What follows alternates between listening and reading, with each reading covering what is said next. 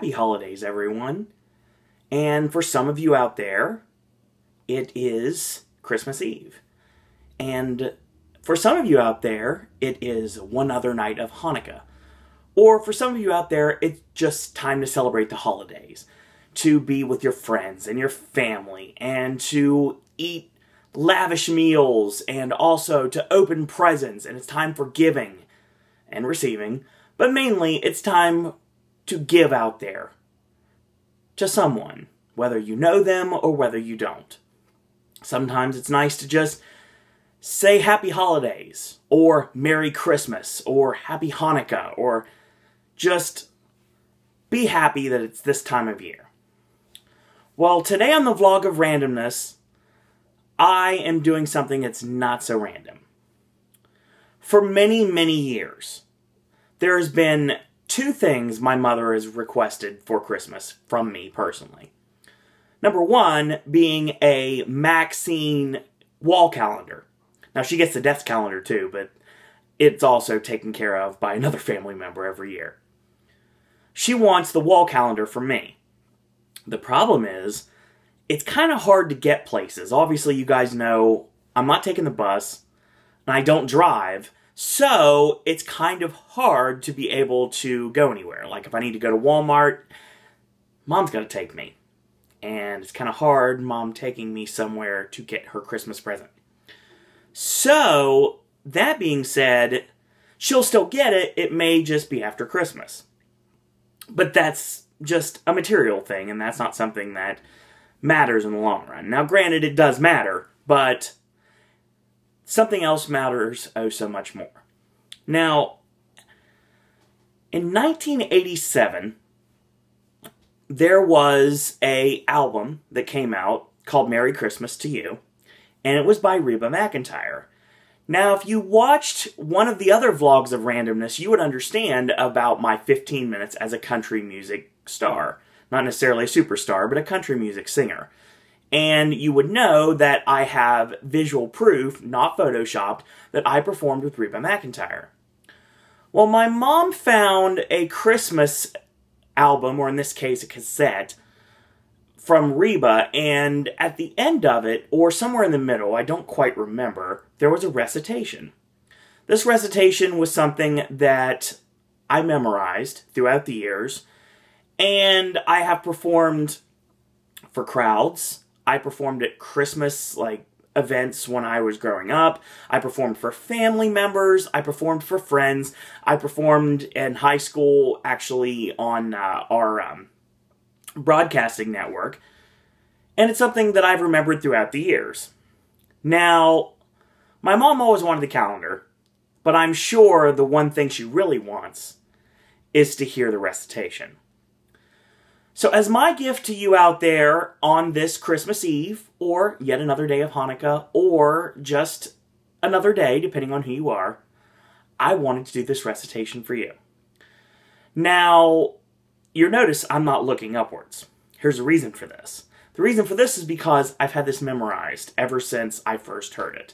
Now, my memorization skills were always decent, but this is where it really shines. Now, throughout the years, I've grown up, and days turned into years, and you would think I probably would have forgotten a word or two. To this day, I still remember it. So, I give this as my holiday gift to all of you out there. And a special shout to my mother, who has been oh so gracious and been the best mother anyone could ever ask for. Mom, this is for you. Pop viewers, I give you the Christmas guest. It happened one day near December's end when two neighbors called on an old friend. And they found their shop so meager and lean, made gay with 1,000 bows of green.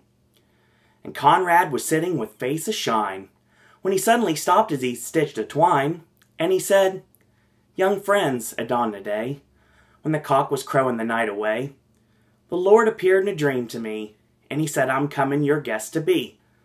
So I've been busy with feet astir and strewing my shop with branches of fir.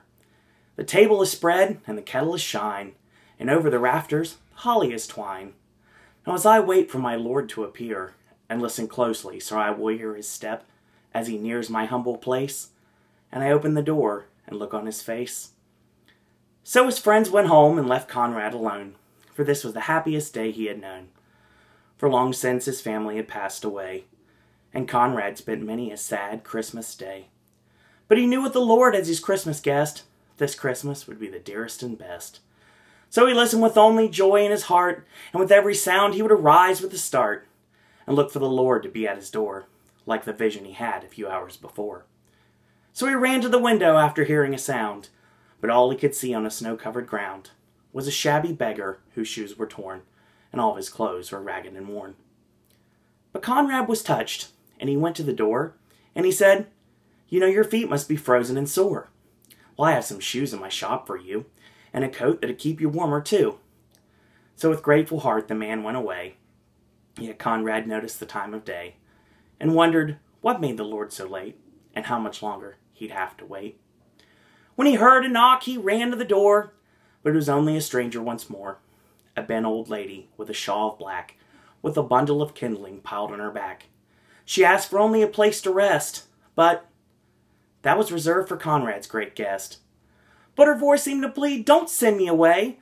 Let me rest for a while on Christmas Day." So old Conrad brewed her a steaming cup, and told her to sit at the table and sup. But after she left, he was filled with dismay, for he saw that the hours were slipping away, and the Lord hadn't come as he said he would, and Conrad felt sure he misunderstood. When out of the stillness he heard a cry, "Please help me, and tell me where am I?" So again he opened his friendly door, and stood disappointed, as twice before.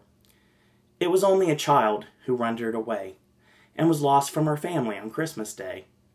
Again, Conrad's heart was heavy and sad, but he knew he should make the little girl glad. So he called her in and wiped her tears, and quieted all her childish fears. Then he led her back to her home once more. But as he entered his own darkened door, he knew the Lord was not coming the day, for the hours of Christmas had passed away. So he went to his room and knelt down to pray, and he said, "Dear Lord, why did you delay? What kept you from coming to call on me? For I wanted so much your face to see." Soft in the silence, a voice he heard, "Lift up your head, for I kept my word. 3 times my shadow crossed your floor, and 3 times I came to your lonely door. I was the beggar with bruised cold feet, and I was the woman you gave something to eat. I was the child on the homeless street. 3 times I knocked, and 3 times I came in, and each time I found the warmth of a friend. Of all the gifts, love is the best, and I was honored to be your Christmas guest." Happy holidays to everyone out there, from myself, from AJ, from Ashley, from all the popcasters, former and current.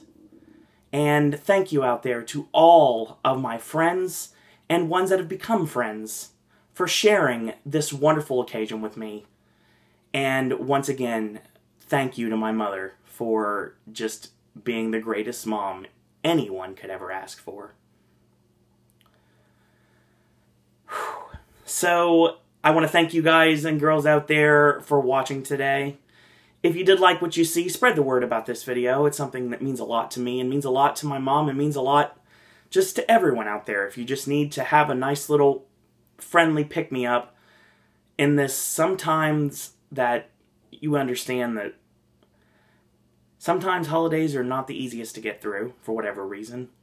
And we just need to hear a nice little story to make us better again, to let us forget about our trials and tribulations throughout the years. And I wanted to give that to you guys and girls out there today. So whether you're having the greatest day or the worst, I still want to give this gift to you out there. Thank you guys and girls out there for watching. And until tomorrow, boys and girls, that's all I got to say about that.